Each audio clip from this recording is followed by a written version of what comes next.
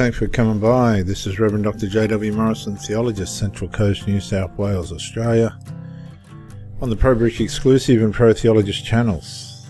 Thank you for joining me, and I hope you enjoy the information on psychology through theology. I try and keep it as simple as I can. And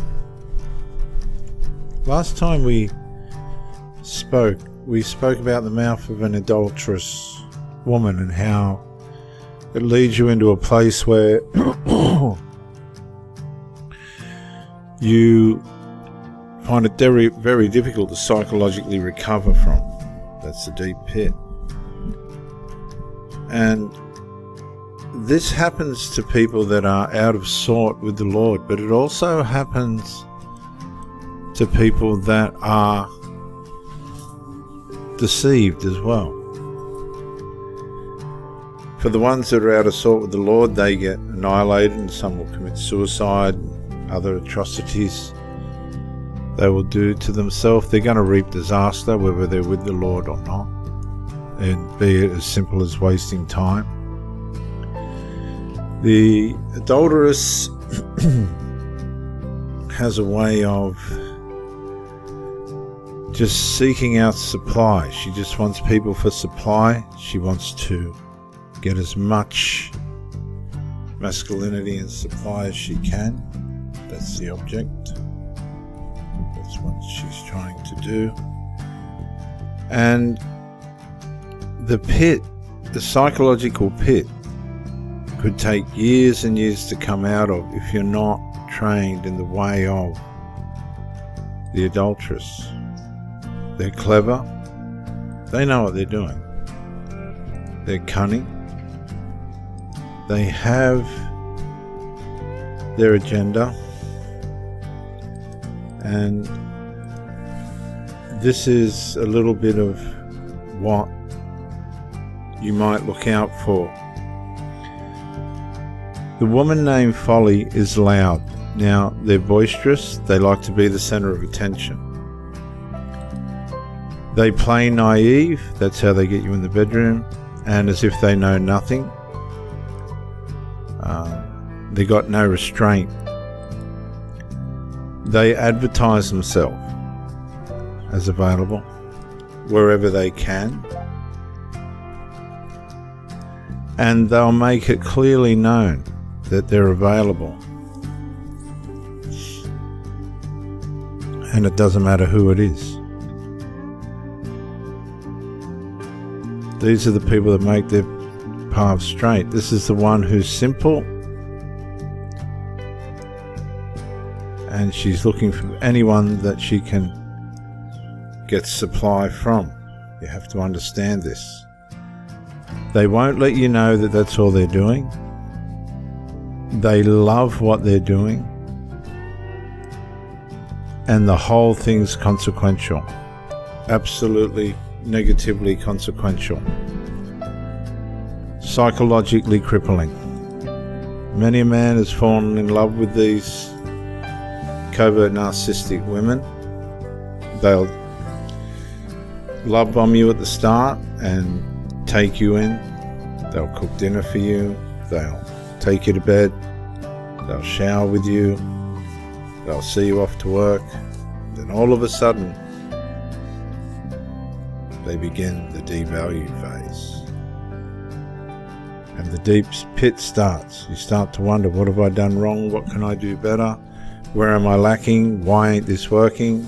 You were deceived. You were deceived.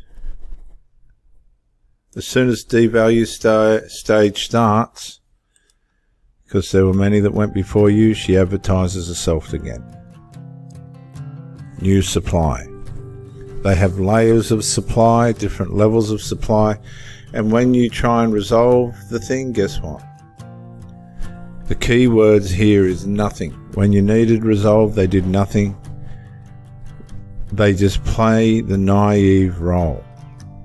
And it's passive-aggressive nuclear. It's nuclear passive-aggressive, the naive knows nothing spiel. It's psychologically crippling. because you thought you knew that person and you thought they were able to fix things, but you missed the red flags. The boisterousness, that's the predator, and the naivety and knows nothing later during the course of after the initial love bomb stage. They can pretend to know nothing about chastity. There they hit the bedroom and go hard.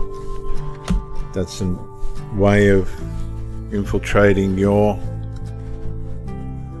boundaries and getting influence over you. But when you go around in the full circle, it all comes back to this. They pretend to be naive and know nothing, and that way they don't have to fix anything. They've got their tasty morsel out of the person, be it male or female. Female covert narcissists will engage with females without any question. If the circumstances are right and the stars align, any hole will do.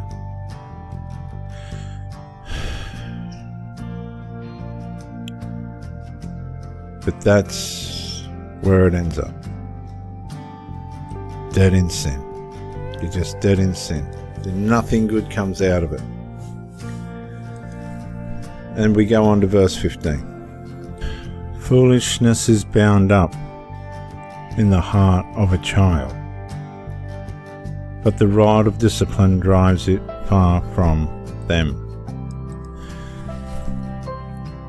They say there's a lot of infantile mentality stuck in the mind of the sinful person, the sinful nature person, narcissist, another personality disorders, and this brings foolishness with it. This is the straying from common sense. This is the, really when you think about it, it's the naivety and ignorance of Proverbs 8 playing out. When you think about it, we're all born with this fallen nature in our heart. Nobody's exempt. It does penetrate others more than some. But discipline has a way of dealing with it to an extent. Some people rebel against this discipline. And when you are in a relationship and you have to deal with some issues and you're facing the inner child of your partner, they're starting to fall to pieces, they're starting to go back into their trauma, childhood traumas, and they're now punishing you for them. The rod of discipline can bring a revelation to that person. Speaking up can bring a revelation to these people that can help them to come out of the simpleton side of their thinking, the naivety, and bring them into a place where they can begin to become wise. See, wisdom's not just something you're born with.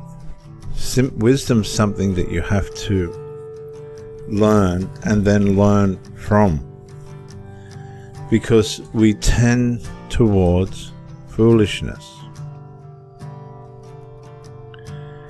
And the sword of the Spirit, which is the Word of God,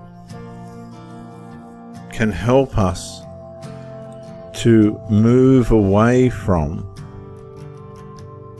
our infantile mentalities. Verse 16. Oppressing the poor to enrich oneself or giving gifts to the rich will surely lead to poverty. You see, with the sinful nature person or the narcissist or whatever other personality disorder you might be dealing with,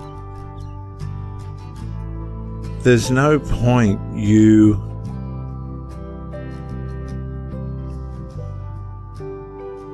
trying to enrich yourself with somebody that's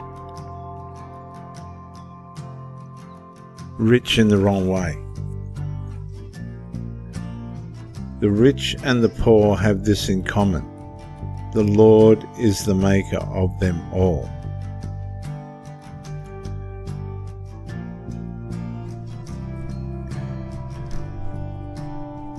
Oppressing the poor to enrich oneself or giving gifts to the rich will surely lead to poverty.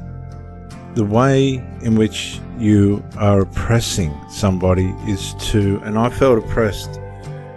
I always feel overtaken by oppression when things don't get resolved. And this is the narcissist and the flying monkeys. They enrich themselves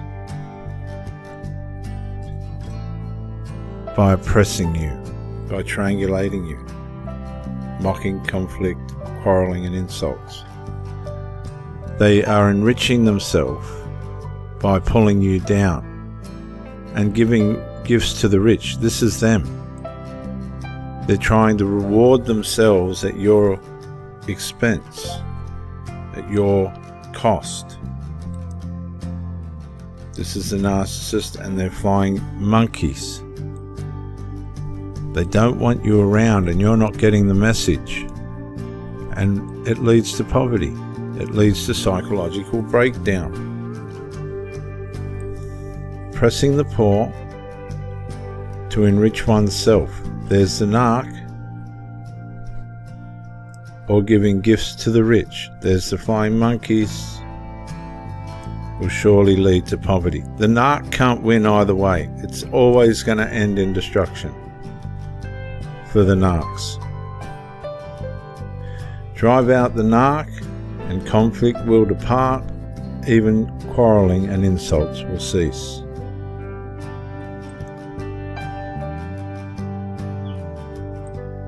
When the narc tries to oppress you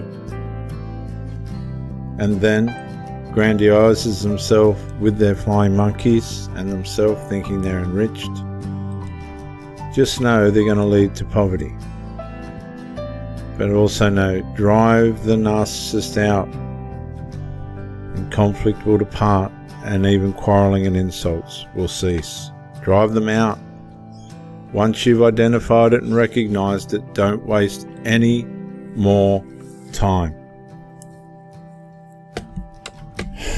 I'm Reverend Dr. J.W. Morrison, theologist. Thank you for joining me, and